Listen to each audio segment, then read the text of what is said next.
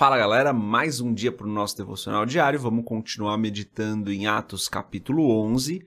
Eu sou André Maldonado e o AB7 é uma produção do JC na Veia.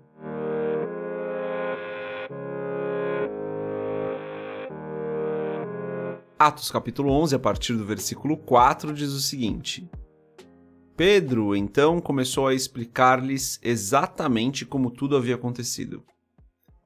Eu estava na cidade de Jope orando, caindo em êxtase, tive uma visão. Vi algo parecido com um grande lençol sendo baixado do céu, preso pelas quatro pontas, e que vinha até o lugar onde eu estava. Olhei para dentro dele e notei que havia ali quadrúpedes da terra, animais selvagens, répteis e aves do céu. Então ouvi uma voz que me dizia: "Levante-se, Pedro, mate e coma." Eu respondi: "De modo nenhum, Senhor. Nunca entrou em minha boca algo impuro ou imundo." A voz falou do céu segunda vez: "Não chame impuro ao que Deus purificou." Isso aconteceu 3 vezes, e então tudo foi recolhido ao céu. Na mesma hora chegaram à casa em que eu estava hospedado 3 homens que me haviam sido enviados de Cesareia. O Espírito me disse que não hesitasse em ir com eles. Estes 6 irmãos também foram comigo e entramos na casa de um certo homem. Ele nos contou como um anjo lhe tinha aparecido em sua casa e dissera: "Mande buscar em Jope a Simão, chamado Pedro. Ele lhe trará uma mensagem por meio da qual serão salvos você e todos os da sua casa." Quando comecei a falar, o Espírito Santo desceu sobre eles como sobre nós no princípio. Então me lembrei do que o Senhor tinha dito: "João batizou com água, mas vocês serão batizados com o Espírito Santo." Se, pois, Deus lhes deu o mesmo dom que nos dera quando cremos no Senhor Jesus Cristo, quem era eu para pensar em opor-me a Deus?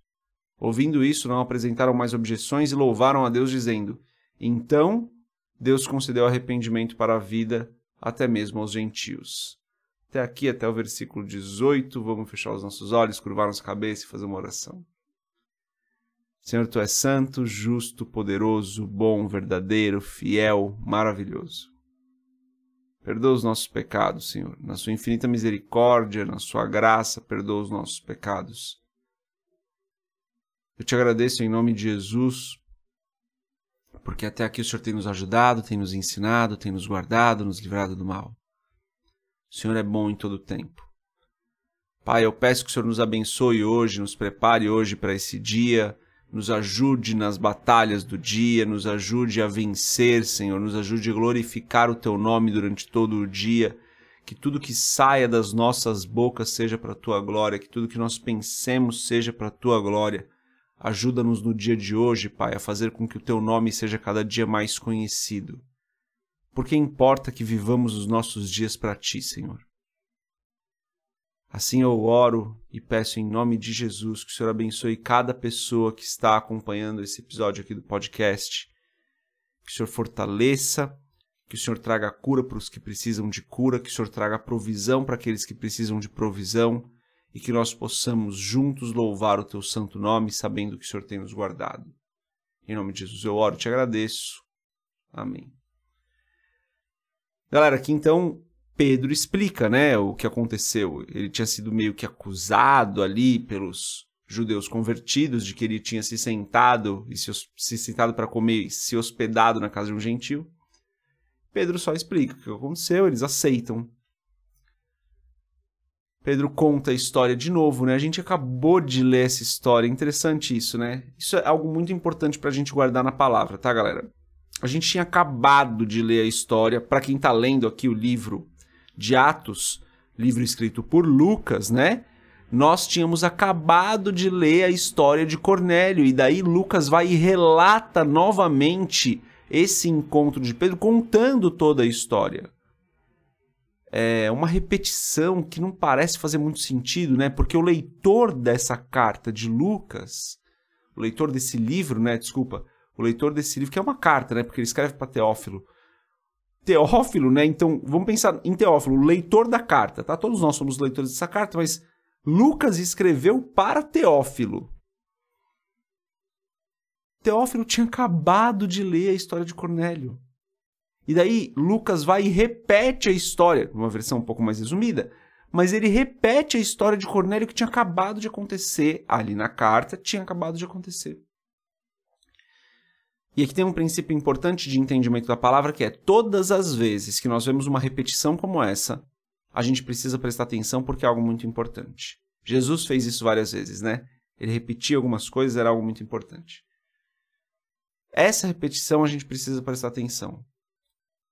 Cornélio foi o primeiro gentio que foi batizado, que se converteu ali, foi batizado e recebeu o Espírito. Já falei antes, né, no nosso devocional diário aqui, que isso tinha acontecido com outras pessoas, mas gentio mesmo, incircunciso, Cornélio foi o primeiro. Isso é tão importante que Lucas resolveu repetir o assunto. Por que isso é importante, galera? Porque nós que não somos judeus, nós que somos incircuncisos, somos esse grupo aí. Esse grupo que recebeu pela graça toda a salvação, a justificação, as bênçãos do Senhor. Lembra que lá no Velho Testamento, o povo escolhido por Deus foi o povo de Israel. E o restante era gentio. Nós somos esses gentios. Olha como é importante isso pra gente. Não sei se você é judeu, tá assistindo esse vídeo. Então, se você for judeu, isso que eu tô falando não se aplica a você. Mas todos nós que somos gentios, esse texto é fundamental pra gente. Porque foi quando realmente a igreja falou, ok, os gentios receberam também. Então nós fomos aceitos ali pela igreja, né? Essa talvez seja uma maneira de falar. Nós fomos aceitos pela igreja nesse momento. A igreja fala, ok, já que Deus está fazendo, como disse Pedro, né? Quem sou eu para me opor a Deus?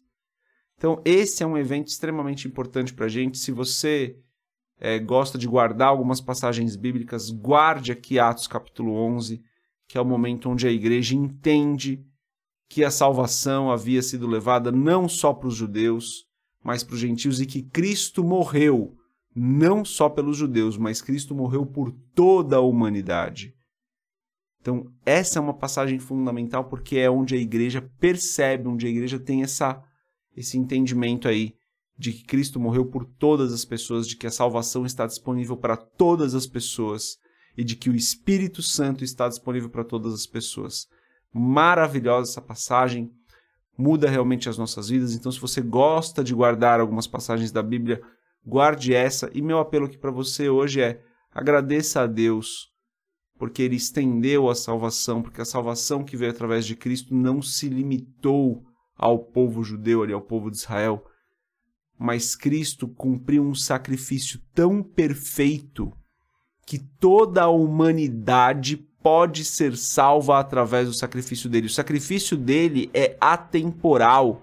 O sacrifício dele perdoou todos os pecados cometidos para aqueles que têm fé nele. Olha que coisa maravilhosa. E para a igreja, então, para Pedro e para aqueles judeus convertidos, deve ter sido, então, mais maravilhoso ainda, porque essa informação para a gente é lugar comum, né? A gente já sabe disso, a gente vive isso. Mas aqueles judeus, talvez eles tenham percebido ali que Cristo morreu por todas as pessoas. Eles já tinham meio que isso na cabeça, porque isso Cristo vinha falando, né, no seu ministério terreno, mas aqui eles realmente percebem, aqui eles realmente conseguem conceber a ideia verdadeiramente de que Cristo morreu por toda a humanidade. Olha que coisa maravilhosa, galera. Cristo morreu por toda a humanidade. Esse é o pensamento de hoje, essa é a meditação de hoje. Aproveita aí para agradecer ao Senhor por isso. Deus abençoe a sua vida. A gente se vê amanhã, se Deus quiser. Paz.